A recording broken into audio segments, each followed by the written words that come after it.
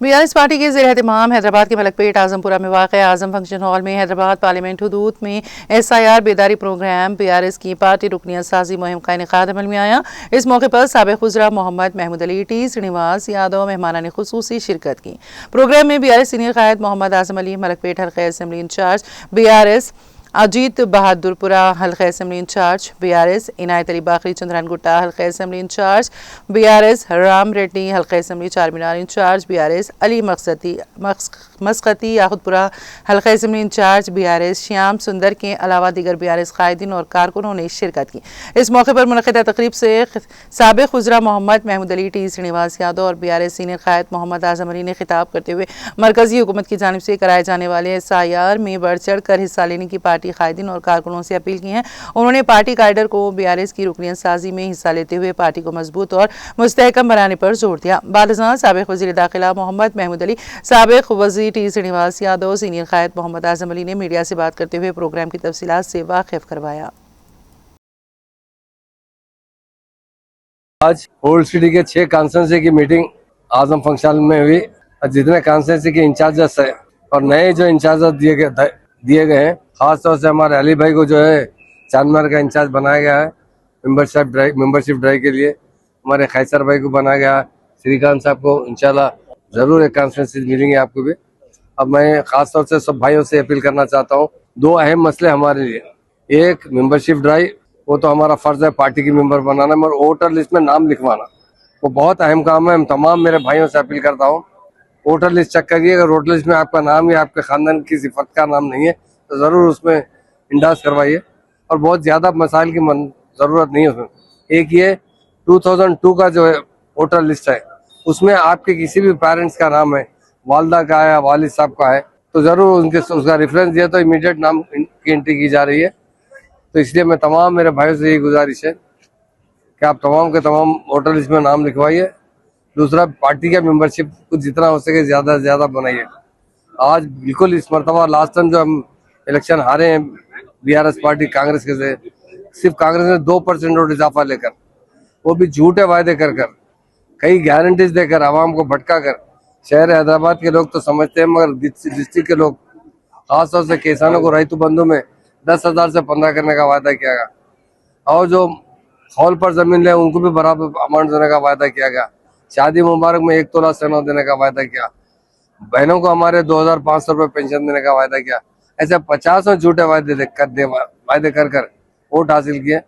और आवाम अच्छी तरह जान चुकी है अब के बार वो KCR चाहते हैं, ना कि कांग्रेस 40 साल की हुकूमत में कभी भी कोई के काम नहीं किए। और खासतौर से माइनॉरिटीज के लिए तो खाली झूठे वायदे कर फिसादात करवा कर उन्हें डरा कर वोट लिया गया। पर KCR साहब आयद आदमी है जो 2014 के बाद एक भी दंगा फिसाद तेलंगाना में नहीं हुआ। प्यार और अमन भाईचारगी बढ़ाने वाले तेलंगाना स्टेट में कौन लीडर थे तो KCR साहब थे। आज हर आदमी KCR साहब को याद कर रहा है। KCR साहब की हुकूमत में कितना अमन था, कितनी भाईचारगी थी, कितना डेवलपमेंट था। एक जमाना ऐसा था करंट नहीं था, करंट के लिए 3 दिन के तातीलात दिए जाते थे, इंडस्ट्री हॉलीडे बोलकर। फ्राइडे सैटरडे संडे 3 दिन मुकम्मल करंट बंद कर दिया जाता था फैक्ट्रियों के लिए। आज KCR साहब ने 24 घंटे करंट दे रहे हैं। उसी तरह पीने का पानी घर घर तक मुहैया करने वाला कोई लीडर तो KCR है। तो इसलिए मैं तमाम अवाम में यही जोश है कि इस मरतबा फिर से KCR की हुकूमत बनना चाहिए। और पिछली मरतबा भी मामूली 2% से हम लोग हारे हैं, और इस मरतबा हम बहुत बड़ी मेजॉरिटी से जीतेंगे अवाम के दिल में।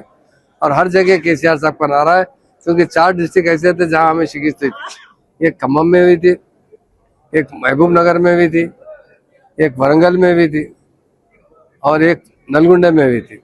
पर वहाँ के अवाम में बहुत शऊर आ चुका है। वो चाहते हैं कि इस मरतबा KCR की हुकूमत होना चाहिए। मैं तमाम भाइयों से यही गुजारिश है, अच्छी तरीके से मेहनत कीजिए। आने वाली हुकूमत हमारी रहेगी, और फिर आवाम को अमन मिलेगा, भाईचारगी मिलेगी, तरक्की मिलेगी। हर शोबेहात में जो हम चाहते हैं, आवाम चाहती है, तरक्की चाहती है, वो देने वाला कोई लीडर है वो KCR। इसलिए मेरे भाइयों से खास तौर से यहाँ जितने इंचार्जेस आए हैं और जितने लीडर्स और साथ में हमारे वर्कर्स आए, बूथ कमेटी के मेंबर्स आए हुए हैं, तमाम से गुजारिश है कि ज़्यादा से ज़्यादा मेंबरशिप, अगर किसी का नाम नहीं है तो ज़रूर लिखाइए। और ख़ास तौर से पार्टी की जो शिनाख्त है लोगों में, पार्टी के लिए लोग गुलाबी खड़मा है, वो लोगों के अंदर जो शऊर है उसे उजागर कीजिए। आने वाली हुकूमत हमारी रहेगी इंशाल्लाह। केसीआर साहब बगैर बोले कई वायदे जो नहीं इलेक्शन में नहीं किए गए थे उसे भी उन्होंने मुकम्मल किया है, उसे भी इम्प्लीमेंट किया है। आने वाले टाइम में फिर से इम्प्लीमेंट किया जाएगा। सब भाइयों से मेरी अपील है कि अच्छी से अच्छी तादाद में ज़्यादा से ज़्यादा मेंबर बनाइए, ज़्यादा से ज़्यादा कैडर को मजबूत कीजिए और आने वाले वक्त में ओल्ड सिटी में भी इंशाल्लाह आने वाले टाइम पे बहुत बड़ी मेजॉरिटी से हम जीतेंगे। और तमाम भाइयों को शुक्रिया अदा करते हुए जय बीआरएस पार्टी मेंबरशिप అదేవిధంగా ఎస్ఐఆర్ విషయంలో హైదరాబాద్ సిటీలో మరి పెద్ద ఎత్తున భారత రాష్ట్ర సమితి కార్యకర్తలు నాయకులు పెద్ద ఎత్తున కార్యక్రమాలు జరుగుతున్నాయి. ఇప్పుడు 2.5 సంవత్సరాలు అవుతుంది కాంగ్రెస్ ప్రభుత్వం వచ్చిన తర్వాత. కేసీఆర్ గారు అద్భుతమైనటువంటి పరిపాలన అందించారు. ఆ 10 years అనేది నీకు అసలు భారతదేశంలోనే ఒక అద్భుతమైనటువంటి గవర్నెన్స్. బట్ ఈ 2.5 years లో ప్రజలు నానా రకాలుగా ఇబ్బందులు పడుతూ ఉన్నారు. కరెంటు విషయంలో, నీళ్ల విషయంలో, రెండోది రియల్ ఎస్టేట్ అమలు కావడంలో కానీ చాలా అనేకమైనటువంటి ఇబ్బందులు వస్తున్నాయి. ప్రజల దగ్గర డబ్బులు కూడా లేకుండా పోయినాయి. అందుకే ఓల్డ్ సిటీ ప్రాంతంలో కూడా మా కార్యకర్తల నాయకులు పెద్దలు మహమూద్ అలీ గారు ఇక్కడే ఉంటారు.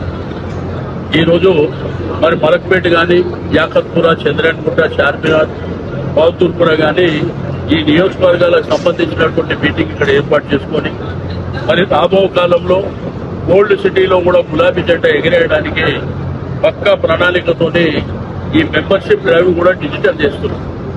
అంటే ఇంటింటికి వెళ్ళి మెంబర్షిప్ చేసేటువంటి కార్యక్రమాలు. ప్రజలు ఏంటంటే చాలా క్లియర్గా ఉన్నారు. బీఆర్ఎస్ పార్టీ రావాలి, కేసీఆర్ గారు రావాలనే నినాదంతో ఉన్నారు. మా కార్యకర్తల నాయకులు కూడా ఇంటింటికి వెళ్ళడం, ప్రజల్ని కలవడం, ఏదైతే స్పెషల్ ఇంటెన్సివ్ రివిజన్ అనేది ఏర్పాటు చేశారు దాని లోపల ఏంటంటే మన ఓట్లు ఉన్నాయా లేదా, రెండోది 18 years ఉన్న వాళ్ళే కూడా ఎన్రోల్ అవుతున్నాయా లేదా, చనిపోయిన వాళ్ళే డిలీట్ అవుతున్నాయా లేవా, అవన్నీ చెక్ చేసుకొని ఈ మెంబర్షిప్ కూడా ఇంటింటికి మరి వెళ్లే విధంగా వాళ్ళకు పార్టీ ఐడెంటిటీ కార్డు కూడా ఇవ్వడం జరుగుతుంది. కాబట్టి విస్తృతంగా ముందుకు వెళ్లాలనేటువంటి ఉద్దేశంతోనే మనం ఈ కార్యక్రమాలను ఏర్పాటు చేసుకొని జరుగుతుంది. మరి దీంట్లో ఆజం అలీ గారు కోఆర్డినేట్ చేస్తున్న అందరితో. కాబట్టి అన్ని కాన్స్టిట్యున్సీల ఇన్ఛార్జ్లో కూడా నేను రిక్వెస్ట్ చేసేది పదే మీరు కష్టపడి పనిచేస్తే పొజిషన్లో ఉండండి.